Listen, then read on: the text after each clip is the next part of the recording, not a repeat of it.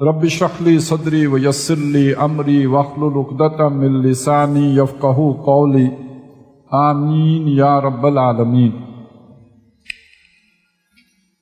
آج جس موضوع پر اظہار خیال کرنا ہے، جیسا کہ پہلے اعلان کیا گیا، اس کا ایک پس منظر ہے۔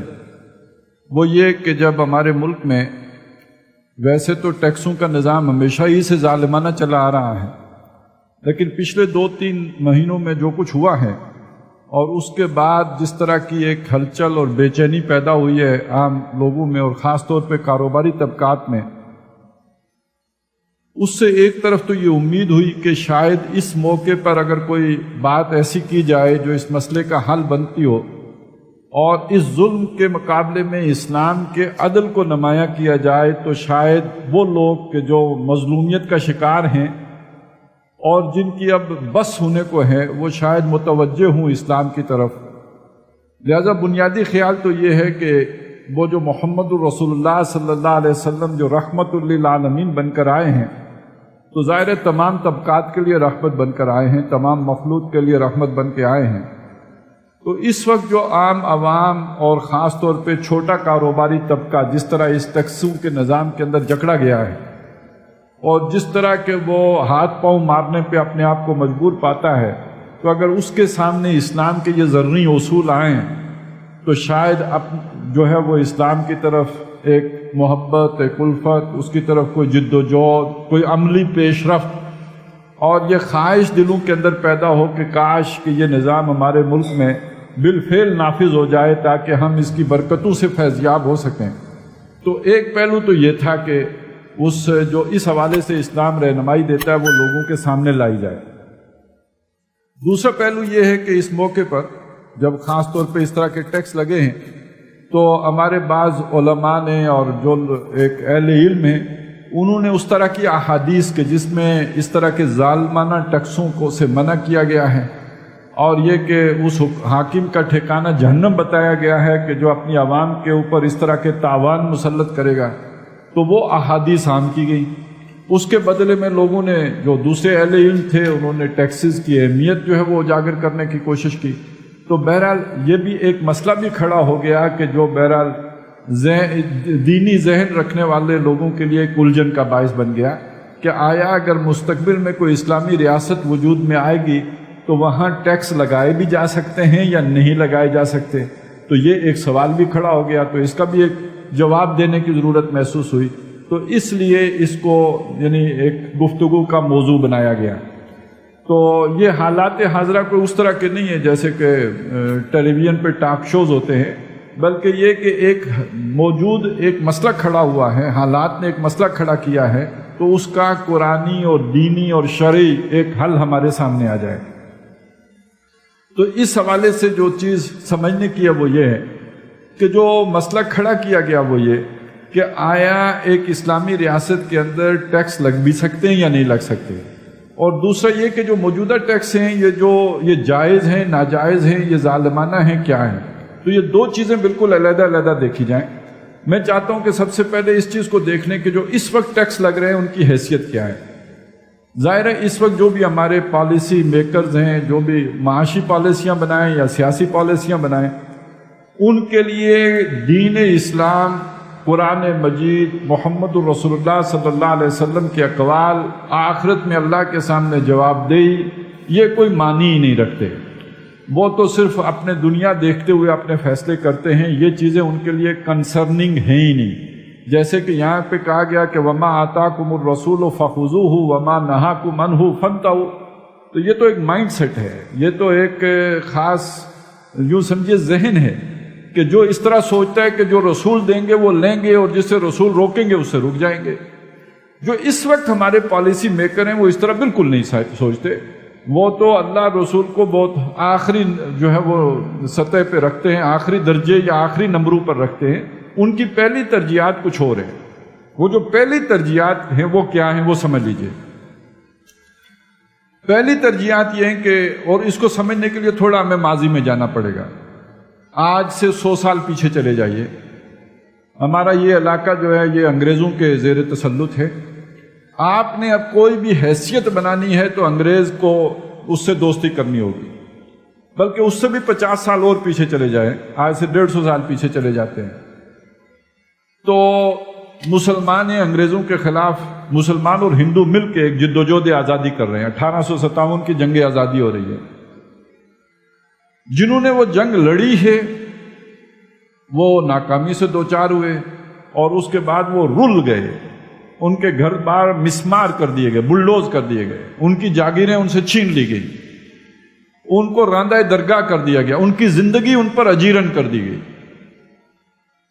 اور پھر نوازا کس کو گیا، وہ جاگیریں الاٹ کس کو کی گئی، پٹواری کا دوست کسے بنایا گیا، اور دفتروں میں توقیر و تعظیم کس کی گئی؟ وہ لوگ کہ جنہوں نے انگریزوں کے لیے مخبریاں کی تھی، وہ لوگ کہ جنہوں نے انگریزوں کو رضاکار دیے تھے مسلمانوں کے خلاف، انگریز فوج کی جنہوں نے مدد کی تھی، یہ لوگ تھے جو نوازے گئے۔ اس کے بعد کیا ہوا کہ آج سے 70 سال پہلے، 80 سال پہلے، 60 سال پہلے انگریز ہوں، فرانسیسی ہوں، ولندیزی ہوں، انہوں نے اپنی براہ راست تسلط کی بساط لپیٹ لی، اور مسلمان ممالک آزاد ہوتے چلے گئے، ہم بھی آزاد ہو گئے، باقی عرب ممالک بھی آزاد ہو گئے، آزادی نصیب ہوتی چلی گئی۔ لیکن ٹھیک یہی وقت ہے کہ جب عالمی مالیاتی ادارے بنائے گئے، ادھر ورلڈ بینک بنا ہے، IMF بنا ہے، ایشیائی بینک بنا ہے، یہ مختلف ادارے بن گئے، اور اب غلامی نے ایک نئی صورت اختیار کر لی، اور یہ غلامی تھی در حقیقت جیسے پہلے بنیے کی غلامی ہوتی تھی نا، جس سے آپ نے سود لیا ہے، سود پہ قرض لے لیا آپ نے، اب پھنس گئے اس کے پاس، اب ہیں تو آپ آزاد، لیکن یہ کہ وہ ایک ہمارے ہاں محاورہ مشہور تھا کہ جس کے گھر سے کھائیں گے اس کے آگے نہ کیسے کریں گے، جس نے کھائی ہے ماں اسے کس طرح کریے نہ، اب اس کو تو جس کے آپ نے ماش کی دال جس کے گھر سے کھا لیا اس کو آپ نہ تو نہیں کر سکتے۔ تو اسی طرح عالمی نظام جو بنا ہے وہ عالمی سود خور مالیاتی اداروں کا نظام ہے، وہ قرضہ دیتے ہیں، اپنی شرائط منواتے ہیں، اور شرائط کیا ہوتی ہیں؟ اپنی عوام کو نچوڑو، اپنی عوام کو بیلو، جیسے گنے سے رس نکالا جاتا ہے، ایک دفعہ ڈال کے، دوسری دفعہ ڈال کے، تیسری دفعہ ڈال کے، آخری قطرہ بھی اس کے اندر جو بھی رس کا ہو وہ نکال لیا جائے، اس طرح اس عوام کو نچوڑ کر ان کی محنت وہ ہماری جھولی میں ڈال دو۔ یہ اصل بنیادی بات تو یہ ہوتی ہے۔ اب وہ عالمی مالیاتی اداروں کے جو غلام ہیں، جو ان کے خدمتگار ہیں، جو اپنی عوام کو نچوڑنے والے ہیں، جو ان کی خاطر جن کو قرضے ملتے ہیں اور وہ عیاشیاں کرتے ہیں، اور پھر بدلے میں پوری قوم کو جو ہے وہ گروی رکھتے ہیں اور نچوڑتے ہیں، اور ان کی محنتیں اور ان کی ملائی جو ہے وہ ساری جمع کر کے ان عالمی مالیاتی اداروں کی جھولی میں ڈالتے ہیں، وہی لوگ حکمران بنتے ہیں، انہی کے ہاتھ میں طاقت آتی ہے، وہی لاٹھی بردار ہوتے ہیں۔ اور حقیقت میں جیسے کسی بنیے نے رکھے ہوتے تھے گنڈے کہ جو قرض واپس نہ کرے تو اس کے گھر کو آ کے آگ لگا دیتے تھے، اس کی عزت پامال کر دیتے تھے، تو اس وقت یہ سارے لاٹھی بردار در حقیقت ان عالمی مالیاتی اداروں کے وہ بدماش ہیں کہ جنہوں نے اپنی عوام کو نچوڑ کر نپیڑ کر تو ان کی جھولی میں ان کی محنت ڈالنی ہوتی ہے۔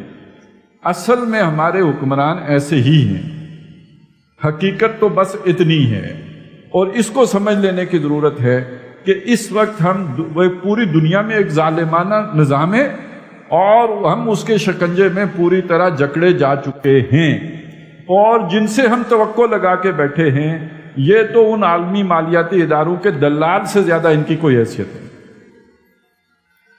لہذا اس کے ظلم ہونے میں تو کوئی شک ہی نہیں، کوئی دو آرا ہی نہیں، بلکہ یہ کہ پوری قوم کو ان قرضوں کے عوض غلام رکھ دینے میں بھی کوئی دو جو ہے آرا نہیں ہے، اس میں تو اتفاق ہے۔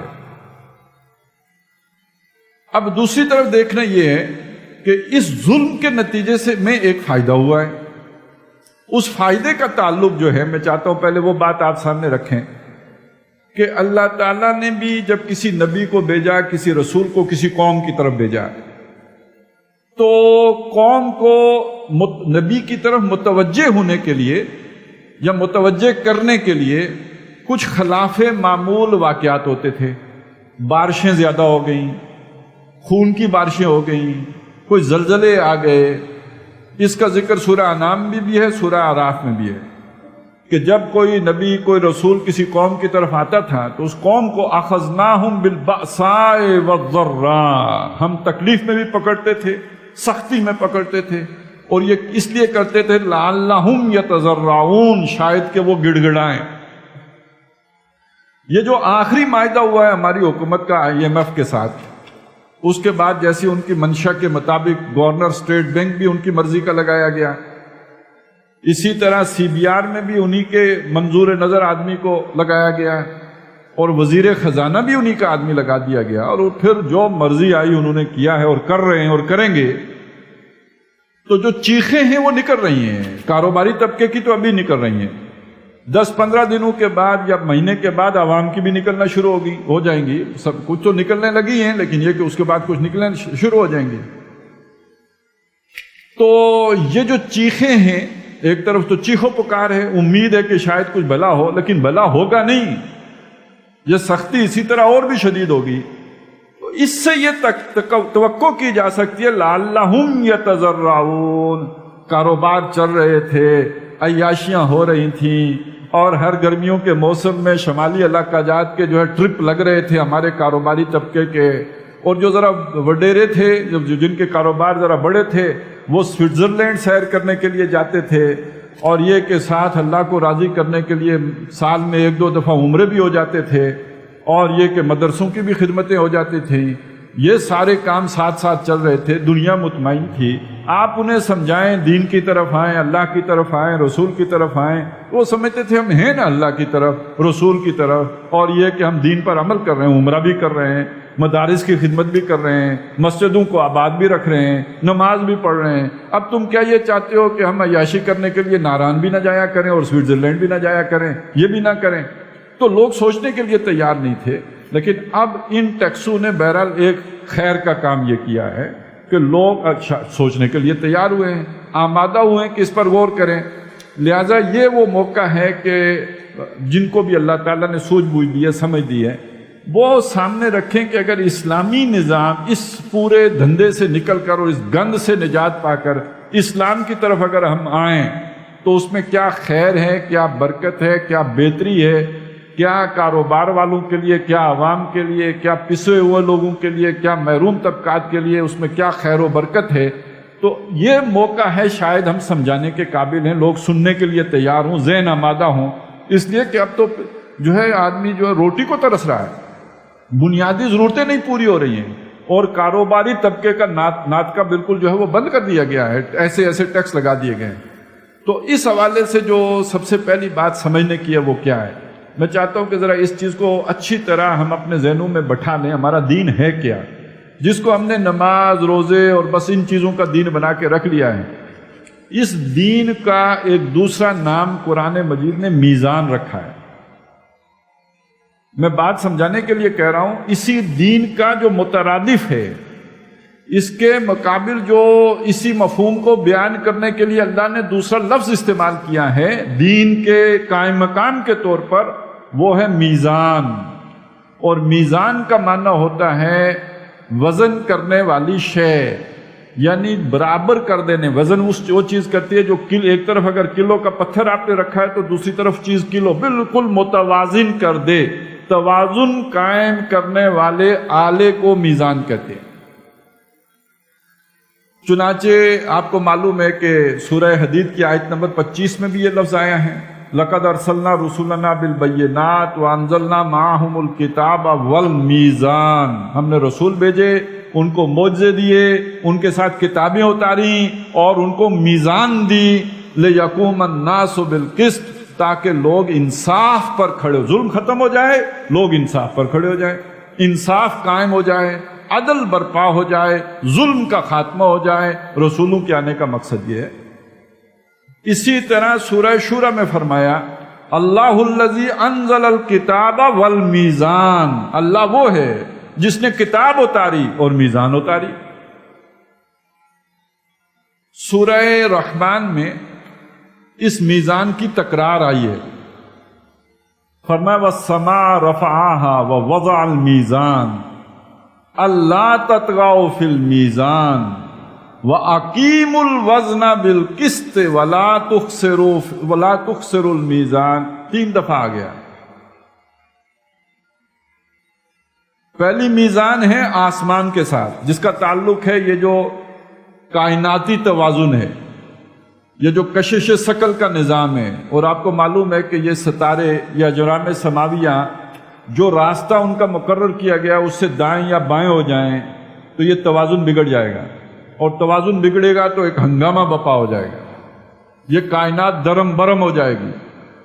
اسی لیے وہ میر تقی میر نے کہا نا کہ لے سانس بھی آہستہ کے ہے نازک بہت کام، آفاق کی اس کارگاہ شیشہ گری کا. تو بڑا نازک توازن ہے جس پر یہ کائنات استوار ہے. جب آپ نے یہ مشاہدہ کر لیا، یہ آپ کو سمجھ آ گئی کہ یہ توازن، یہ میزان بڑی نازک ہے، تو اگلی بات سمجھائی اللہ تطغوا فی المیزان، اے لوگو تم میزان میں طغیانی نہ کرنا. اب یہ کس میزان میں طغیانی کی بات ہو رہی ہے؟ اس آسمانی میزان کو تو ہم بگاڑ ہی نہیں سکتے. آپ میں ہم سب مل کے بھی زور لگائیں تو سورج کو اس کے رستے سے نہیں ہٹا سکتے. ہم اپنی ساری ٹیکنالوجی استعمال کر لیں تو چاند کا رستہ تبدیل نہیں کر سکتے. تو اس توازن کو تو ہم بگاڑ سکتے ہی نہیں. یہ کون سا توازن ہے جس کے بارے میں کہا کہ اللہ تطغوا فی المیزان؟ یہ وہ توازن ہے جو بگاڑ دیا تھا قوم عاد نے، قوم سمود نے، قوم فرعون نے. الم تر کیف فعل ربک بعاد ارم ذات العماد التی لم یخلق مثلها فی البلاد وثمود الذین جابوا الصخر بالواد وفرعون ذی الاوتاد الذین طغوا فی البلاد. یہ وہ لوگ ہیں جنہوں نے شہروں کے اندر طغیانی کی تھی. اللہ تطغوا فی المیزان، لوگوں اس میزان کے اندر تم طغیانی نہ کرنا. یہ جو شہروں کی طغیانی ہے، یہ انسانوں کے مابین جو اللہ نے میزان اتاری انبیاء اور رسل کے ذریعے، اس میں سرکشی کرنا، حقوق و فرائض میں تبدیلی کر دینا، یہ سرکشی ہے. اور اس سے بھی اسی طرح کا ہنگامہ برپا ہوتا ہے، اسی طرح کا فساد پیدا ہوتا ہے، اسی طرح کا فتنہ پھوٹتا ہے. جس طرح آسمانی میزان میں اگر تغیر و تبدل ہو جائے تو وہاں جس طرح فساد مچے گا اور کائنات درم برم ہو جائے گی، انسانوں کے مابین اگر اس توازن کو، اس میں طغیانی کر دی جائے، اس کو بگاڑ دیا جائے تو انسانی معاملات بھی اسی طرح تلپٹ ہو جائیں گے. اس کے بعد تیسری میزان کا ذکر کیا، وَأَقِيمُوا الْوَزْنَ بِالْقِسْطِ وَلَا تُخْسِرُوا الْمِيزَانَ، اور وزن کو پورا تولو اور میزان میں کمی نہ کر. اب یہ کون سی میزان ہے؟ یعنی آلو پیاز ٹماٹر پورے پورے تولو، وہ بھی تو ایک میزان ہے نا، وہ بھی ایک ترازو ہے. تو 3 توازن ہیں جن کا یہاں ذکر کیا گیا ہے. ایک وہ ترازو جس میں ہم چیز اجناس تولتے ہیں، ایک وہ توازن جس سے پوری کائنات کا توازن قائم ہے، اور ایک وہ توازن جو انسانوں کے مابین توازن رکھنے کے لیے ہے. تو اب یہ جو ظلم ہوتا ہے اسی توازن کے بگڑنے کا نام ظلم ہے. جب آپ اس عدل پر قائم ہوں گے، انصاف پر ہوں گے، تو اور وہ تو پھر آپ گویا میزان قائم رکھے ہوئے ہیں. اور جب آپ نے انصاف کا دامن چھوڑ دیا، اس میزان میں ڈنڈی مارنی شروع کر دی، اب آپ نے ظلم شروع کر دیا. اب فتنہ ہو گیا، اب فساد ہو گیا. یہ فتنہ ہے، یہ فساد ہے جس کو محمد الرسول اللہ صلی اللہ علیہ وسلم نے ختم کیا. قاتلوہم حتی لا تکون فتنۃ وَيَكُونَ الدِّينُ كُلُّهُ لِلَّهِ. یہ دین بالکل ہم مانا ہے میزان کے، یہ ان کا فتنہ ختم ہو جائے اور دین کل کا کل اللہ کا ہو جائے، اس وقت تک ان سے جنگ کرو. اور یہ فساد ہے جس کو اللہ بھی ختم کرتا ہے، اور یہ فساد ہے جس کو محمد الرسول اللہ نے ختم کیا. ان کے دور میں تھا. قرآن کہتا ہے ظہر الفساد فی البر والبحر بما کسبت ایدی الناس. خشکی اور تری میں لوگوں کے ہاتھوں کے اعمال کی وجہ سے فساد برپا ہو گیا ہے، بے دینی پھیل گئی ہے، ظلم عام ہو گیا ہے. اور محمد الرسول اللہ کی بعثت اس لیے ہوئی ہے، اور سارے نبیوں کی بعثت اس لیے ہوئی تھی لِيَقُومَ النَّاسُ بِالْقِسْطِ، تاکہ لوگ انصاف پر کھڑے ہو جائیں. اور حضور سے کہا گیا وَأُمِرْتُ لِأَعْدِلَ بَيْنَكُمْ، میں نبی آپ کہیے کہ مجھے بھیجا گیا ہے تمہارے درمیان عدل قائم کر دوں.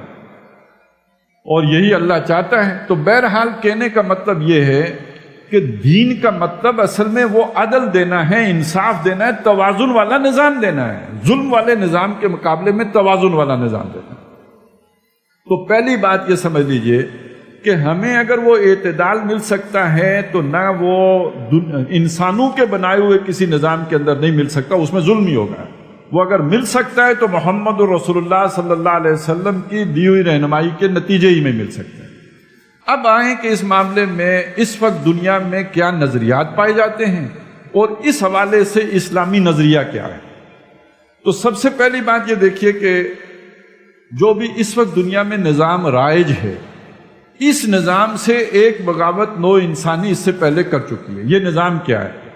یہ نظام یہ ہے کہ انسان انفرادی ملکیت رکھ سکتا ہے اور اس کی انفرادی ملکیت کے اوپر ایک ٹیکسوں کا نظام ہوگا۔ وہ انکم ٹیکس بھی ہوتا ہے، سیلز ٹیکس بھی ہوتا ہے، فکس ٹیکس بھی ہے، بڑے اس کے مختلف ٹیکسز ہیں جو بہرحال دنیا میں جو ہے وہ نافذ کیے جاتے ہیں، اور ان ٹیکسوں کے ذریعے سے پھر کیا جاتا ہے، ریاست کے معاملات چلائے جاتے ہیں۔ ظاہر ہے ریاست کی ایک پوری مشینری ہے، حکمران ہیں، ان کے ادارے ہیں، پھر ان کو چلانے کے لیے خرچے کرنے ہیں، فوج رکھنی ہے بہت بڑی دفاع کے لیے، اس فوج کے لیے آپ نے جو ہے وہ فنڈ جنریٹ کرنے ہیں تاکہ ان کو تنخواہیں دی جا سکیں، ان کے لیے اسلحہ بنایا جا سکے، اور بنا نہیں سکتے تو ان کے لیے خریدا جا سکے، اور جیسے آپ کے دشمن ہیں ویسے آپ نے تیاری کرنی ہے۔ پھر آپ نے ایک نظام جو ہے اندرون شہر انتظامیہ، اس کو چلانے کے لیے بیوروکریسی کا پورا نظام رکھنا ہے، پھر ان کو فیسیلیٹیٹ کرنا ہے۔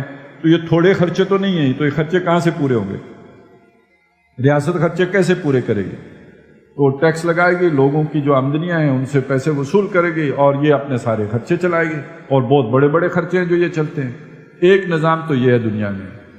اس کے مقابلے میں ایک دوسرا نظام لایا گیا کہ اصل میں یہ تو بڑی خرابی پیدا ہو جاتی ہے اس سے کہ لوگ انفرادی ملکیت جو کرتے ہیں تو پھر وہ کنز کرنا شروع کر دیتے ہیں، خزانہ جمع کرتے ہیں، وہ مال جو لوگوں تک جانا چاہیے، عوام کو اس سے فائدہ پہنچنا چاہیے، اس کو چند لوگ جو ہیں اپنی تجوریوں میں بھر لیتے ہیں۔ تو یہ تو سب میں برابر تقسیم ہونا چاہیے۔ تو ایک کمیونزم کا نظام آ گیا کہ جس میں کوئی شخص انفرادی ملکیت رکھ ہی نہیں سکتا۔ تو یہ جب ٹیکسوں کی بات آئے گی تو یہ دو نظام آپ کے سامنے آ جائیں گے۔ ایک نظام کے اندر کوئی ٹیکس ہے ہی نہیں۔ کیوں نہیں ہے؟ اس لیے کہ آپ مال رکھ ہی نہیں سکتے تو ٹیکس کس پہ دیں گے؟ آپ نے جو کمائی کی سب ریاست کے پاس چلے گی، حکومت کی ہوگی، اجتماعی ملکیت ہے، کسی کی انفرادی ملکیت ہے ہی نہیں۔ آپ کی ساری محنت گویا پول ہو گئی، اور جو آپ کی بنیادی ضرورتیں ہیں وہ ریاست کی طرف سے ان کو پرووائڈ کر دی جائیں گی، آپ کو ان کی فراوانی ہو جائے گی۔ باقی یہ کہ آپ کے پاس اپنی ذاتی ملکیت کوئی ہے ہی نہیں۔ اور اس کے مقابلے میں دوسرا نظام وہ ہے جس میں آپ ذاتی ملکیت ہی نہیں، کنز بھی کر سکتے ہیں، ڈھیروں جو ہے مال رکھ سکتے ہیں، اور یہ کہ آپ جو کھرب پتی بھی بن سکتے ہیں، اس پر کوئی قدغن نہیں ہے، اور پوری دنیا کی مال و دولت پہ قبضے کرنے کے طور طریقے اور ہتھکنڈے بھی اختیار کر سکتے ہیں، جیسے کہ اس وقت مغربی جو دنیا ہے وہ کر رہی ہے۔ یہ دو انتہائیں ہیں کہ جو اس جہاں تک انسانی عقل پہنچی ہے۔ دوسری طرف وہ ہے جو محمد الرسول اللہ صلی اللہ علیہ وسلم میزان لے کے آئے ہیں، وہ کیا ہے؟ اب ہم نے تو اصل میں وہ سمجھنی ہے۔ تو پہلی بات یہ دیکھیے کہ اس کے دو لیول ہیں اس کو سمجھنے کے لیے، ایک ہے ایمانی لیول، ایک ہے قانونی لیول۔ ایمانی لیول کیا ہے؟ قرآن مجید دو ٹوک بات کرتا ہے۔ ایک وہ کہتا ہے للہ ما فی السماوات و ما فی الارض، جو کچھ بھی آسمانوں اور زمین میں ہے سب کا سب اللہ کا ہے۔ اور للہ میراث السماوات والارض، آسمانوں اور زمین کی میراث بھی اللہ کی ہے۔ تو آدمی کے لیے کیا ہے؟ وہ مالک ہو ہی نہیں سکتا۔ مالک کون ہے؟ اللہ مالک ہے۔ میں اور آپ کیا ہیں؟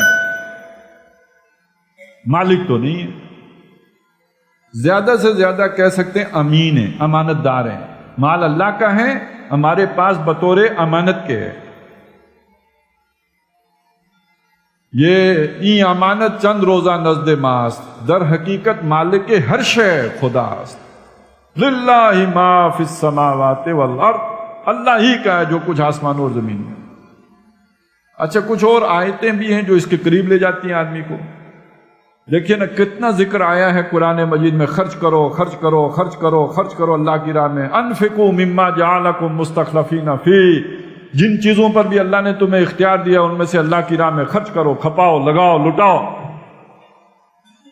नफाक से बचना है तो इन्फाक करो। वानफिकू मिन कब्ल अन याति अहदकुमुल मौत वानफिकू मिम्मा रज़क़नाकुम मिन कब्ल अन याति अहदकुमुल मौत।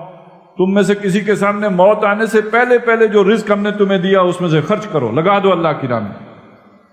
जब ये बार बार आया और बतकरार आया और इतनी जो है वो जोर से आया, अब साहबा ने भी पूछा कि माजा युनफिकून, कितना खर्च करें? अल्लाह क्या कहता है कितना खर्च करें? यसअलूना का माजा युनफिकून, ए नबी आपसे पूछते हैं कितना खर्च करें? कुलिल आफ, ए नबी इनसे कह दीजिए जो तुम्हारी जरूरत से ज्यादा है सब खर्च कर दो। अब इस तरह की आयात को लेकर और इस तरह के उसूल सामने रखकर, ये दौरे सहाबा में भी बाज ऐसे लोग थे कि जो इनफरादी मिल्कियत के कायल ही नहीं थे। अबू ज़र गफ़ारी रज़ी अल्लाह ताला अन्हु, उनका मौक़िफ़ यही था। वो तो इस पे भी परेशान होते थे कि मेरे पास ये चंद बर्तन जो हैं, उन्हें बर्तन कहना भी असल में बर्तन तो वो थे भी नहीं, कुछ ठीकरे ही कह लीजिए जो उनके पास थे जिन्हें वो बर्तन कहते थे। वो इस पे परेशान थे कि अल्लाह ताला मुझसे इनका हिसाब लेंगे कि तुमने क्यों रखे हुए थे। सोना चांदी कंज करने को हराम समझते थे वो। चुनाचे ये जब कम्युनिज्म का दौरा था और सुर्ख इनकलाब की बातें होती थी तो वो लोग ये बात कहते थे कि सबसे पहले कम्युनिस्ट जो इस सोच के मालिक थे, यानी हम उस सुन्नत को जिंदा कर रहे हैं जो अबू ज़र गफ़ारी की सुन्नत है। तो वो अपना ताल्लुक जाके हजरत अबू ज़र गफ़ारी से जोड़ते थे। तो बहरहाल एक बात आपको माननी पड़ेगी कि ईमान की सतह पर अपने पास माल रखना ये कोई दीन हमारे में पसंदीदा बात नहीं है। चुनाचे मोहम्मदुर रसूलुल्लाह सल्लल्लाहु अलैहि वसल्लम ने सारी जिंदगी इसी लेवल पर बसर की है। आपने कभी ज़कात दी नहीं, क्यों? कभी इतना माल जमा ही नहीं हुआ कि ज़कात देने की नौबत आती। जो आता था अपनी जरूरत पूरी की, बाकी सब अल्लाह की राह में लगा दिया। तो हजरत अबू ज़र गफ़ारी अगर इस जगह तक पहुंचे थे तो वैसे ही तो नहीं पहुंचे थे। मोहम्मद रसूलुल्लाह सल्लल्लाहु अलैहि वसल्लम की अपनी सुन्नत तो यही नजर आएगी, आपका उसवा तो यही मालूम होगा। लेकिन मैं आपको याद दिलाना चाहता हूं कि अगर ये चीज कानून के दर्जे में कर दी जाती कि कोई शख्स कोई कंज नहीं कर सकता, कोई शख्स किसी के पास जखीरा नहीं हो सकता किसी शय का, किसी शख्स को हम कानूनन किसी शय का मालिक नहीं मानेंगे, तो फिर ज़कात की बुनियाद खत्म हो जाती है ना होती? फिर कैसे ज़कात होती? फिर तो होती ना। लिहाजा ये बात समझ लीजिए कि इस्लाम के कानूनी निज़ाम के अंदर मालिक बनने का हक हासिल है इंसान को। तभी तो चोरी की सजा है कि अगर कोई किसी का माल चोरी कर लेगा तो उसको उसके हाथ काटे जाएंगे। तो अगर कोई मालिक ही ना हो कानून की नजर में तो वो तो उसका माल था ही नहीं, तो चोरी की सजा क्यों नाफिज होगी? बात समझ में आई है ना? तो दर हकीकत ये ईमानी सतह है, अखलाकी सतह बड़ी बुलंद सतह है। ये तो मतलूब है कि इंसान जो है लालिच से पाक होकर यहां पे पहुंच जाए। ये तज़किये की बुलंद तरीन सतह है। वमन युका शुक्ख नफ्सिही फउलाइका हुमुल मुफ्लिहून। जो जी के लालिच से इस तरह बचा लिया गया, अब न कंज करता है, न अपने पास माल जखीरा करता है, न जमा करता है, न किसी शय का मालिक बनता है, जो उसके पास आता है अल्लाह की राह में खर्च कर देता है, ये तो बहुत बुलंद मकाम पर पहुंच गए। वमन युका शुक्ख नफ्सिही फउलाइका हुमुल मुफ्लिहून। लेकिन जाहिर है अल्लाह ने इंसान को बनाया है, अल्लाह ताला इंसानी फितरत से वाकिफ है और उसे मालूम है कि आज जो इंसान बहरहाल उनको एक इंसेंटिव मिलेगा मिल्कियत का, तो तब वो मेहनत करेंगे। आप सोचे ना कि इंसान जितनी भी मेहनत करके कमाए, शाम को वो कहीं जमा करा दे, अपने पास उसके कुछ भी ना हो, कानूनन उससे वो सारे का सारा ले लिए जाए जैसे कि कम्युनिज्म में ले लिया जाता था, तो फिर मेहनत का जज्बा कहां से आएगा? फिर इंसान भाग दौड़ कैसे करेगा? उस काम में खपेगा कैसे? मेहनत ही नहीं करेगा और मजमूई कौमी पैदावार कम हो जाएगी। आपके अंदर जो है मेहनत का जज्बा नहीं रहेगा तो जाहिर है उसके नतीजे में मईशत बैठेगी, उसका भट्ठा बैठेगा, जैसे कि रूस का बैठ गया और वो नाकाम हो गया। ये गैर फितरी निजाम था। इस्लाम दीन फितरत है لہذا اس نے اس معاملے میں ایک توازن رکھا کہ قانون کی سطح پہ انسان کو ملکیت کا اختیار دیا ہے. آپ مال بڑھا بھی سکتے ہیں، اس میں اضافہ بھی کر سکتے ہیں، اور یہ کہ آپ انتہائی دولت مند شخص بھی بن سکتے ہیں، لیکن یہ کہ اب اگلی بات یہ ہے کہ آپ کے اوپر مختلف قوانین ایسے لاگو ہوں گے کہ جن کے نتیجے میں وہ مال کنز نہیں ہو سکے گا. سب سے پہلا مسئلہ ہے زکوٰۃ کا. اس میں بعد میں آؤں گا کہ وہ بہرحال آپ کے مال میں سے 2.5% زکوٰۃ تو کاٹی ہی جائے گی، لیکن اس کے علاوہ ایک بڑا مسئلہ عشر کا. آپ کی جو زمین ملکیتی زمین ہے، اس ملکیتی زمین کے اندر سے آپ سے عشر 10% آپ سے وصول کیا جائے گا. اگر وہ زمین بارانی ہے تو وہ اس سے اور اگر وہ نہری ہے چونکہ اس کا بھی خرچہ کرنا ہے تو پھر یہ کہ اس کو 5% دیا جائے گا، وگرنہ یہ کہ آپ سے 10% دیا جائے گا. تو یہ جو ہے وہ جو بہت بڑا ریونیو اکٹھا ہونے کا ریاست کے نظام کو چلانے کے لیے، یعنی ایک تو ٹیکس ہے جو آپ کے مال پر لگے گا، اور ایک ٹیکس وہ ہے جو آپ کی زمین کے اوپر لگے گا کہ جہاں سے آپ کو وہ جمع کرنا ہوگا قومی خزانے کے اندر. اور اس کے اوپر یہ ہے کہ اللہ کے نبی صلی اللہ علیہ وسلم نے فرمایا بقدر ضرورت، اور یہ کہ اگر ضرورت درپیش ہو تو حکومت کے پاس یہ اختیار ہے کہ وہ اضافی ٹیکس بھی لگا سکتی ہے. لیکن ساتھ میں چاہتا ہوں کہ ایک مسئلہ اور سمجھ لیجئے. یہ جو عشر وغیرہ کا مسئلہ ہے یہ تو ہے ان زمینوں کا جو ملکیتی زمینیں. وہ زمینیں جو ملکیتی نہ ہوں، یعنی مسلمانوں کی اجتماعی ملکیت ہوں، خراجی زمینیں، وہ کون سی ہیں؟ وہ زمینیں جو مسلمانوں نے کبھی بھی فتح کی ہیں، وہ قیامت تک خراجی ہوں گی، وہ کسی کی ذاتی ملکیت نہیں ہو سکتی. اب آپ دیکھیں نا، مکہ فتح ہوا ہے، مدینہ نہیں فتح ہوا. افریقہ کا کچھ علاقہ ہے جہاں پہ لوگ خود مسلمان ہوئے ہیں، لیکن یہ باقی ایران فتح کیا گیا ہے، شام فتح کیا گیا ہے، عراق فتح کیا گیا ہے، ہندوستان فتح کیا گیا ہے، اسپین فتح کیا گیا ہے، ترکی فتح کیا گیا ہے. یہ تمام مسلمانوں کے مفتوحہ علاقے ہیں. ان کی زمینیں قیامت تک ریاست کی ملکیت ہوں گی، مسلمانوں کی اجتماعی ملکیت ہوں گی، کسی فرد کی ذاتی ملکیت نہیں ہو سکتی. اور ان کے اوپر جو ہے وہ خراج حکومت براہ راست وصول کرے گی جو 50% تک بھی ہو سکتا ہے.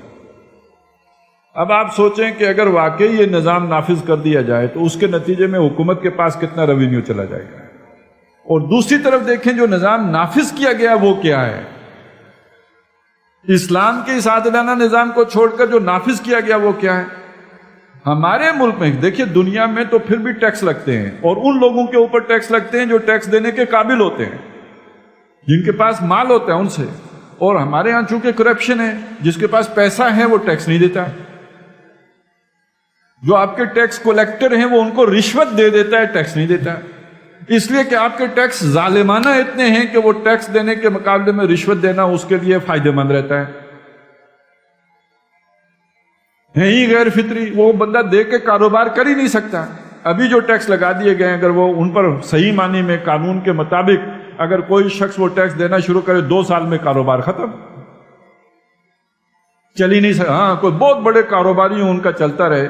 ایک لیول ہوتا ہے نا جس سے اوپر آپ چلے جائیں پھر نقصان نہیں ہو سکتا. وہ جیسے وہ ساؤنڈ بیریئر کراس کرتا ہے جہاز، تو اسی طرح کاروباری لوگ بھی ایک لیول کراس کر جائیں پھر نقصان نہیں ہوتا ہے. لیکن جو چھوٹا کاروباری ہے، جو درمیانہ کاروباری ہے، جو جسے آپ کہیں اوسط کاروباری ہے، وہ تو صحیح ٹیکس دے کے تو اپنا کاروبار چلا ہی نہیں سکتا. تو اب اس کے اوپر ایک تو یہ ظلم ہے، اور دوسرا یہ کہ ان لوگوں سے جو ٹیکس دے سکتے ہیں وہ رشوت دے کر اپنے اثر و رسوخ استعمال کر کے تعلقات لڑا کے ٹیکس دیتے نہیں. اب حکومت نے اپنے وسائل چلانے ہیں تو کیسے چلائے؟ خراج وہ وصول نہیں کر رہی اس لیے کہ زمینیں آپ نے انفرادی ملکیت مانی ہوئی ہیں، تسلیم کی ہوئی ہیں. اور دوسری طرف یہ کہ آپ ان لوگوں سے ٹیکس نہیں لے پا رہے جو دے سکتے ہیں، تو لیں گے کس سے؟ آپ وہ ٹیکس لگاتے ہیں جنہیں ہم جنرل ٹیکس کہتے ہیں. آپ نے سیل ٹیکس لگا دیا، آپ نے مختلف بجلی کے اوپر ٹیکس لگا دیا، پیٹرول کے اوپر ٹیکس لگا دیا. یہ سارے ٹیکس کدھر جائیں گے؟ یہ غریب کی طرف جائیں گے. دنیا میں اصول کیا ہے؟ امیر سے وصول کرو، غریب پر خرچ کرو۔ اسلام نے اصول کیا دیا ہے؟ زکوٰۃ کس سے لینی ہے؟ صاحب نصاب سے لینی ہے، اور جو صاحب نصاب نہیں ہے اس پر خرچ کرنی ہے۔ پاکستان میں کیا نظام ہے؟ جو صاحب حیثیت ہیں وہ تو دینے کے لیے تیار نہیں ہے، یہ جو غریب غربا ہیں ان کے اوپر اور ٹیکس لگاؤ۔ آپ ماچس کی ڈبیا بھی لوگے تو اس کے اوپر بھی ٹیکس ہے۔ آپ ذرا اندازہ لگائیں، ایک مزدور ہے ساری دن مشقت کر کے 600-700 روپیہ دیہڑی لیتا ہے، اور اس کے بعد وہ چائے پیے گا تو اس پہ ٹیکس 10 قسم کے ٹیکس اس کے اوپر ہوں گے، بجلی جو ہے استعمال کرے گا تو اس پہ 25 قسم کے ٹیکس ہوں گے۔ اس کی آدھی سے زیادہ نہیں بلکہ 3 سے 4 گنا جو بھی کمائی ہے وہ ٹیکسوں میں چلی جائیں گی۔ اور پھر آگے کیا ہوگا؟ یہ سارا ٹیکس جمع ہوگا اور آپ کے وزیر صاحب وہ اتنی لمبی گاڑی پر گھومیں گے اپنے پورے پروٹوکول کے ساتھ۔ یہ غریب، ایسے غریب لوگ دوائیاں خریدیں گے جس کو جو اپنے جو ہے برتن بیچ کر اس کے اوپر جو ٹیکس لگیں گے، ان ٹیکسوں سے آپ کے یہ قومی عہدیدار اور یہ جو مختلف اہلکار اور یہ جو اے سی صاحب اور ڈی سی صاحب کے جو کروفر ہیں، یہ سارے ان غریبوں کی محنت سے چھینے گئے ان جو ٹیکس ہیں ان کے ذریعے سے۔ تو ویسے ہی بندے کو شرم سے ڈوب مرنا چاہیے کہ جو شخص اپنے بچے کو روکھی روٹی دینے سے محروم ہے، اس سے جو ٹیکس حاصل ہوتا ہے اس سے صاحب کی گاڑی چلتی ہے۔ یہ ہے ہمارا ملک، اور یہ ہے وہ ظلم، اور یہ ظلم سہنا اس سے بھی بڑا ظلم، یہ سب برداشت کرنا، یہ سب دیکھنا، یہ سب سہنا اور اس پر چوں تک نہ کرنا، تو اس کے بعد تو دل یہ کرتا ہے کہ یہ لوگ اسی کے حقدار ہیں۔ یہ سب دیکھنے کے بعد بھی جن کے اندر یہ حرکت نہ پیدا ہو، اتنا ظالمانہ نظام ہے۔ اور یہ ساری مشینری کس کے لیے ہے؟ کہ ہمارے سارے وسائل جمع کر کے ان عالمی مالیاتی اداروں کی گود میں پہنچا دیے۔ آپ کا تیل نکلے تو وہاں پہنچے، آپ کا سونا نکلے تو وہاں پہ پہنچے، آپ کے جو معدنیات ہے وہ وہاں پہ پہنچے، آپ کی ساری پیداوار اس کا حاصل وہاں پہ پہنچتا رہے۔ یہ سارے ان کے کرائے کے ٹٹو ہیں، اور بدلے میں لوگوں غریب وہ نہیں دیتے، غریبوں کے ٹیکسوں کے نتیجے میں یہ عیاشیاں ہیں۔ اور اگر ان میں کچھ کمی ہو جائے تو وہاں سے ایک نیا 6 ملین کا جو ہے آپ کو وہ مل جائے گا پیکج، اور اس کے ساتھ شرائط کا ایک نیا انبار آ جائے گا، اور وہ اس انبار کی جو افتاد پڑے گی وہ پھر غریبوں کے اوپر پڑے گی، انہیں کچھ بھی نہیں ہونا۔ تو بہرحال یہ سب متقاضی کس بات کا ہے؟ اس کا تقاضا یہ ہے کہ یہ سمجھا جائے کہ اس معاملے میں اسلام ہماری کیا رہنمائی کرتا ہے اور کتنی بڑی رحمت بن کے آتا ہے۔ پہلی بات، کسی غریب سے ٹیکس لیا ہی نہیں جائے گا۔ دوسری بات، جس امیر سے بھی لیا جائے گا وہ کون سا ٹیکس ہوگا؟ یہ لمبے کھاتے کھولنے کی ضرورت ہی نہیں ہے، آپ نے زکوٰۃ دینی ہے نا۔ زکوٰۃ کا طریقہ کیا ہے؟ آپ صاحب نصاب ہو، اس سال آپ کو کتنا نفع ہوا ہے اس سے ہمیں کوئی غرض نہیں ہے۔ اچھا، جو آپ کا اموال باطنہ ہے جو آپ نے گھر میں رکھا ہوا ہے اس سے بھی ہمیں کوئی غرض نہیں ہے، وہ آپ کا اور آپ کے خدا کا معاملہ ہے۔ یہ جو مال ہے جو آپ کی دکان پہ رکھا ہوا ہے، تیار حالت میں ہے یا خام حالت میں ہے، یہ جو آپ کی مشینری ہے، اس کی کل مالیت کتنی ہے؟ اس مالیت وہ اگر نصاب سے اوپر ہے تو اس کے اوپر ٹیکس لگ جائے گا۔ نہ آپ کی آمدنی سے غرض ہے، نہ وہ اس کے اوپر وہ جو زکوٰۃ لگ جائے گی، نہ آپ کی آمدنی سے غرض ہے، نہ آپ کے نفع سے غرض ہے، نہ آپ کے نقصان سے غرض ہے۔ حساب کتنا سادہ ہے۔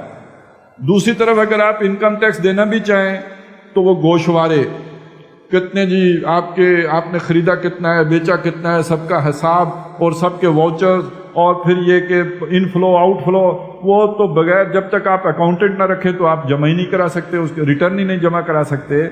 تو وہ اتنا کمپلیکیٹڈ نظام کوئی دینا بھی چاہے تو دینے جوگا نہیں ہوتا، اس کے مقابلے میں کتنا سادہ ہے، کوئی حساب رکھنے کی ضرورت نہیں۔ سال کے آخر میں آپ نے حساب کیا، یہ کل مالیت ہے، اس میں سے اتنا جو ہے زکوٰۃ بنتی ہے۔ اچھا، دوسری بات، ٹیکس ایک چٹی ہے، تاوان ہے، ایک مصیبت معلوم ہوگی جو بھی دے گا۔ زکوٰۃ عبادت ہے، اس سے مال پاک ہوتا ہے، اس سے اللہ تعالیٰ راضی ہوتا ہے، اس سے اللہ تعالیٰ مال میں برکت پیدا کرتا ہے، اس سے انسان کے لیے آخرت میں اللہ تعالیٰ جنت میں گھر سنوارتا ہے۔ یہ ساری چیزیں کتنا مضبوط بنیاد اور اپیل بنتی ہیں زکوٰۃ ادا کرنے کے لیے، اس کے اندر ایک مادہ پیدا کریں گی۔ وہ خوشی سے ادا کرے گا. ادا کرنے کے بعد بھی اس کے اندر جو ہے وہ تسکین اور سکون کا پہلو ہوگا کہ میں نے اللہ کی طرف سے ایک فریضہ ادا کر دیا. تو جو ایک حکومت ٹیکس وصول کرتی ہے بالجبر، اس کے مقابلے میں اس کے اندر کتنی طمانینت ہے اور کتنے تسکین کا پہلو ہے. اور اسی کو لے کے آگے چلیں کہ جب ہم ایک ایسا معاشرہ جو اس وقت دنیا میں خاص طور پر جو کمیونزم نے بنایا تھا اس کی ناکامی کے بعد ان دونوں کے جوڑ سے ایک تجربہ کیا جا رہا ہے اسکینڈینیوین کنٹریز میں. وہاں پہ جو سوشل سیکیورٹی ہے نا، جیسے روٹی، کپڑا، مکان، تعلیم، علاج، کہ یہ بنیادی ضرورتیں جو ہیں یہ ہر شخص کی ریاست نے اپنے ذمہ لی ہوئی ہیں. اور جو بہت ہی جسے کہتے ہیں نا عزت کے ساتھ اور وقار کے ساتھ انہیں مل رہی ہے. اس کا ایک نتیجہ نکل رہا ہے لوگوں کے اندر محنت کا مادہ کم ہو رہا ہے. جب مجھے کھانے پینے کو مل رہا ہے تو کیا ضرورت ہے محنت کرنے کی اور جد و جہد کرنے کی. اور اس کے وجہ سے قومی پیداوار گھٹ رہی ہے. اب دیکھیے یہاں بھی کیا بیلنس ہے، توازن ہے، میزان ہے جو اسلام دے رہا ہے کہ جو دینے والا ہاتھ ہے وہ لینے والے سے بہتر ہے. جو نیچے والا ہاتھ ہے اس کے مقابلے میں اوپر والا ہاتھ بہتر ہے. اچھا یہ بھی تو ہم سناتے ہیں نا کہ صدقہ اور خیرات لوگوں کے ہاتھ کی میل ہے. تو جو لے رہا ہے اس کو بھی کوئی ایسا نہیں کہا گیا کہ یہ تمہارا حق ہے اور لو شاباش کھاؤ خیرات کھاؤ، بلکہ اسے بھی ابارا گیا مجبوراً لے رہے ہو. تمہاری انسانیت تمہاری خودداری کے خلاف ہے. تمہیں خود جد و جہد کرنی چاہیے. تم خود کھانے کے قابل بنو، خود جو ہے وہ اپنی کمائی کرنے کے قابل بنو. دوسروں کے ہاتھوں کی طرف نہ دیکھو، ریاست کی طرف نہ دیکھو. یہ وظیفہ خوری چھوڑو اور اٹھو محنت کرو.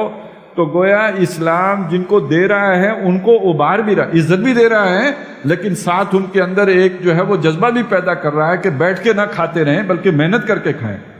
اور نبی صلی اللہ علیہ وسلم نے اس چیز کو کیسے واضح کیا؟ فرمایا القاسب و حبیب اللہ، یہ جو محنت کر کے کمائی کر کے لا کے کھاتا ہے یہ اللہ کا دوست ہوتا ہے. وہ نکما جو تہجد پڑھے، روزے رکھے اور سارا کچھ کرے، اس کے مقابلے میں کلاڑا اٹھا کر جنگل سے محنت کر کے اور فرائض ہی پورے کرتا رہے اور جو محنت کر کے کھاتا ہے یہ اللہ کا حبیب ہے، یہ اللہ کا دوست ہے. ایسا دوست جس سے اللہ محبت کرتا ہے. القاسب و حبیب اللہ. اور خود سیرت کا وہ واقعہ بھی آپ نے سنا ہوگا. ایک شخص آیا، اس نے اپنی کوئی مجبوری بیان کی. حضور نے فرمایا کچھ تمہارے پاس ہے؟ کچھ تھا وہ بیچا اور اس کو جو ہے کہا جاؤ بازار سے کلاڑا لے کے آؤ. وہ کلاڑا لے کے آیا. خود حضور نے اپنے دستے مبارک سے اس میں دستہ لگایا اور اسے رسی دی اور کہا کہ جاؤ جا کے جنگل سے لکڑیاں کاٹا کرو اور لا کے بازار میں بیچا کرو. تو ایک طرف دین ہمیں یہ سکھاتا ہے کہ محنت کر کے کھاؤ، محنت کر کے کماؤ، محنت کرو اور یہ کہ اس کے لیے جو ہے جد و جہد کرو.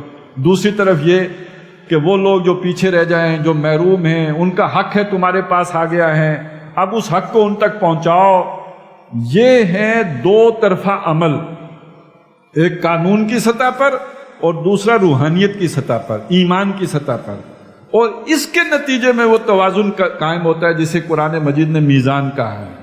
اور اس سے ہٹ کر یا تو پھر سرمایہ دارانہ نظام قائم ہوتا ہے جو اتنا ظالمانہ ہے جس کے شکنجے میں ہم کسے گئے ہیں، یا پھر وہ کمیونسٹ معاشرہ تشکیل پاتا ہے جس کے اندر پھر انسینٹیو ہی نہیں رہتا، محنت کا جذبہ ہی نہیں رہتا. پھر آدمی کیوں تگ و دو کرے، کیوں اتنی محنت کرے؟ اس سے وہ بگاڑ پیدا ہو جاتا ہے، وہ امبیلنس آ جاتا ہے، توازن بگڑ جاتا ہے. متوازن نظام اسلام نے ہمیں عطا کیا ہے. اب ضرورت اس بات کی ہے کہ ہم لوگ اس چیز کو اجاگر کریں، لوگوں کے سامنے رکھیں، انہیں بتائیں بھائی یہ صرف نماز روزے کا دین نہیں ہے، یہ ہمارے تمام مسئلوں کا حل پیش کرتا ہے. یہ ہمارے جو مشکل پیش آتی ہے اس مشکل کو کشا کرنے کے لیے محمد الرسول اللہ صلی اللہ علیہ وسلم نے یہ رہنمائی ہمیں دی ہے. یہ رحمت للعالمین بن کر آئے ہیں، رحمت ہر طبقے کے لیے. یہ سرمایہ داروں کے لیے بھی، سرمایہ کاروں کے لیے بھی رحمت بن کر آئے ہیں، اور اسی طرح یہ رحمت بن کر عام مزدوروں کے لیے بھی آئے ہیں، یہ غریب عوام کے لیے بھی رحمت بن کر آئے ہیں، حکمرانوں کے لیے بھی رحمت بن کر آئے ہیں. اس میں کسی کا نقصان نہیں ہے، کسی پر ظلم نہیں ہے، کسی کے ساتھ زیادتی نہیں ہے. یہی مطلب دین کا ہے، عدل کا بدلہ. جو فرائض ہیں ویسے حقوق ہیں، جیسے حقوق آپ کو دیے گئے ویسے ہی آپ کے اوپر ذمہ داریاں لگائی گئی ہیں. یہ ہے دین، یہی ہے میزان. اور یہ جو ایک اصول دین کا ہے کئی لا یکون دولتم بین الاغنیاء منکم، تمہاری دولت صرف تمہارے غنیوں میں گردش نہ کرتی رہے۔ تو وہ لوگ کہ جن کے پاس اللہ نے دولت زیادہ کر دی، اب دیکھیے ایک طرف ان پہ زکوٰۃ لگا دی، دوسری طرف کیا ہے؟ دوسری طرف یہ ہے کہ وہ بندہ جب مرے گا اس کی دولت تقسیم ہوگی یا نہیں ہوگی؟ دیکھیے دوسرے معاشروں میں، ہمارے یہاں ہندوستان میں پہلے نظام کیا تھا؟ ساری جائیداد بڑے بیٹے کو منتقل ہو جائے گی۔ کیوں؟ تاکہ وہ ایک جگہ پہ انٹیکٹ رہے، وہ تقسیم نہ ہو۔ اب دیکھیے اسلام نے کیا اصول دیا؟ میراث کا قانون ہے، وراثت کا قانون ہے، مردوں کو بھی ملے گی، بیٹوں کو بھی، بیٹیوں کو بھی ملے گی۔ اب بیٹیاں تو پرائے گھر میں چلی گئی ہیں، تو وہ جائیداد بھی کسی اور گھر چلی جائے گی یا نہیں؟ وہ ایک گھر میں نہیں رہے گی بلکہ وہ تقسیم ہو جائے گی دوسرے، اور کرتے کرتے اگر صرف یہ میراث کا قانون نافذ ہو جائے، ٹھیک ہے 200 سال لگ جائیں گے، 150 سال لگ جائیں گے، یہ جاگیرداری اس سے بھی ختم ہو جائے گی، بڑھتے بڑھتے بڑھتے بڑھتے جاگیریں ختم ہو جائیں گی۔ اور اس سے آگے کئی لا یکون دولتم بین الاغنیاء منکم، دولت صرف غنیوں کے درمیانی گردش نہ کرتی رہے بلکہ یہ کہ اس کی گردش عام ہو۔ اسی کے لیے یہ زکوٰۃ کا نظام بھی ہے، اسی کے لیے یہ میراث کے قواعد و ضوابط بھی ہیں، اور اسی میں پھر یہ چیز بھی ہے کہ اسلام نے وہ اعلیٰ روحانی سطح بھی پیش کی ہے کہ جس میں فرمایا کہ تمہارے پاس تو مال رہنا ہی نہیں چاہیے، سارا اللہ کی راہ میں لگا دو اور کھپا دو۔ تو بہرحال اس سے وہ معاشرہ تشکیل پاتا ہے کہ جو محمد رسول اللہ نے مدینے میں قائم کر کے دکھایا تھا، کہ وہ جو اموال باطنہ کی زکوٰۃ جب نکالتے تھے لوگ تو انہیں بندہ نہیں ملتا تھا کہ جس کو زکوٰۃ دی جا سکے۔ اتنی خوشحالی آئی ہے، اتنی برکت آئی ہے۔ اور حدیث میں آتا ہے کہ اللہ کی حدود میں سے ایک حد کا نافذ ہونا، 40 روز دن رات بارش ہونے سے جتنی برکت ہوتی ہے اس سے زیادہ برکت اللہ کی ایک حد کے قائم کرنے کے نتیجے میں ہوتی ہے۔ قرآن مجید نے ایک بات کہی ہے اہل کتاب کو مخاطب کر کے کہ اگر یہ تورات اور انجیل اور جو ان پر نازل کیا گیا اسے قائم کر دیتے، وہ لَوْ أَنَّهُمْ أَقِیمُوا التَّوْرَاةَ وَالْإِنجِیلَ وَمَا أُنزِلَ إِلَیْهِم مِّن رَّبِّهِمْ لَأَكَلُوا مِن فَوْقِهِمْ وَمِن تَحْتِ أَرْجُلِهِمْ، اتنی برکت ہوتی ہے اپنے سروں کے اوپر سے بھی کھاتے اور اپنے پاؤں کے نیچے سے بھی کھاتے۔ اور اللہ کے نظام کو پس پش ڈالنے کا نتیجہ کیا نکلتا ہے؟ اللہ کی نعمتوں کے کفر کا نتیجہ کیا نکلتا ہے؟ وہ بھی اللہ تعالیٰ نے سورہ نحل میں بیان کیا ہے۔ ایک بستی ہے، امن سے ہے، یاتیہا رزقہا من کل مکان، اس کا رزق چلا آتا ہے چاروں طرف سے، ہر طرف سے اس کے پاس اس کا روزی وافر آتی ہے، رغدن، وہ پوری جو ہے وہ کشائش کے ساتھ آتی ہے۔ پھر کیا ہوتا ہے؟ جو اللہ کی نعمتیں، فَكَفَرَتْ بِأَنْعُمِ اللَّهِ، اس نے اللہ کی نعمتوں کا کفر کر لیا، ناشکری کی، اللہ کے دین کے تقاضے پورے نہیں کیے۔ فَأَذَاقَهَا اللَّهُ لِبَاسَ الْجُوعِ، تو اللہ تعالیٰ نے اس کو بھوک کا لباس پہنا دیا، والخوف، اور خوف کا لباس پہنا دیا۔ آج اپنے معاشرے کو دیکھ لیجئے، خوف ہمارے سروں پہ دستک دے رہا ہے، اور بھوک کی کیفیت اس سے ہم دو چار ہو چکے ہیں۔ کتنے لوگ ہیں جو اپنے بچوں کا پیٹ نہ پال سکنے کی وجہ سے خودکشیاں کرنے پہ مجبور ہو گئے۔ تو یہ اس تباہی کے کنارے پہنچ چکا ہے ہمارا معاشرہ، اور آگے جو کچھ ہونا ہے وہ اس سے بھی زیادہ خطرناک ہے۔ اور ہمارے لیے پناہ گاہ، بچنے کا رستہ، فوز اور فلاح کا رستہ اللہ کے دین کی طرف پلٹنا ہے۔ اور پلٹنے کا مطلب صرف اتنی تقریر کر دینا نہیں جو میں نے کی ہے، اس کے لیے عملی جدوجہد کرنا، لوگوں کو بتانا، انہیں آمادہ کرنا۔ اور یاد رکھیے ایک بات کہ جو لوگ دوسروں کے حقوق غصب کر کے بیٹھے ہوں وہ کبھی آرام سے وہ حقوق دینے کے لیے تیار نہیں ہوتے۔ آپ کے پلاٹ پر کوئی قبضہ کر لے، آپ اسے جا کے واز سنائیں، 11 مرتبہ سورہ فاتحہ، 7 مرتبہ سورۃ الناس اور سورہ فلق پڑھ کر اس کو دم کریں، تو وہ پلاٹ چھوڑ کے چلا جائے گا؟ نہیں، وہاں تو وہ پھر وہی کچھ کرنا پڑتا ہے کہ جو پلاٹ لینے کے لیے کرنا پڑتا ہے۔ آپ کے پلاٹ پر بھی ایک قبضہ گروپ آ کے قبضہ کر کے بیٹھا ہوا ہے۔ یہ یاشوں، خرمستوں، بدماشوں کا گروپ ہے جس نے پورے ملک کے وسائل کے اوپر قبضہ کر کے رکھا ہوا ہے، اور پھر اسی میں سے آپ کو بیل کے، آپ کا رس چوس کے اپنے بھی مزوں کا سامان کرتا ہے، اور جو ان کے بیرونی آقا ہیں ان کی مزوں کا بھی سامان کرتا ہے۔ تو یہ تو انقلاب کے بغیر یہ جو غصب شدہ حقوق ہیں یہ تو نہیں مل سکتے۔ تو گویا لوگوں کو اس انقلاب کے لیے تیار کرنا، اس کے لیے ایک جو ہے وہ زمین ہموار کرنا، ذہن سازی کرنا، اس کے بغیر وہ اسلام نہیں آ سکتا جس کی میں بات کر رہا ہوں۔ ہاں، نماز روزوں میں اضافہ ہو سکتا ہے، پچھلے سال حج پر اگر یہاں سے 2 لاکھ لوگ گئے تھے تو اگلے سال 4 لاکھ جا سکتے ہیں، لیکن یہ کہ جو یہ والا عدل والا میزان والا اسلام ہے، یہ تو انقلابی جدوجہد کے بغیر نہیں آ سکتا۔ اللہ تعالیٰ مجھے بھی آپ کو بھی اس کی کوشش کرنے کی توفیق عطا فرمائے، اور اسی کوشش کے نتیجے میں ہماری دنیا کی کامیابی بھی ہے، اور ساتھ یہ بات جان لیجئے کہ آخرت کی کامیابی بھی اس کے بغیر نہیں ہے۔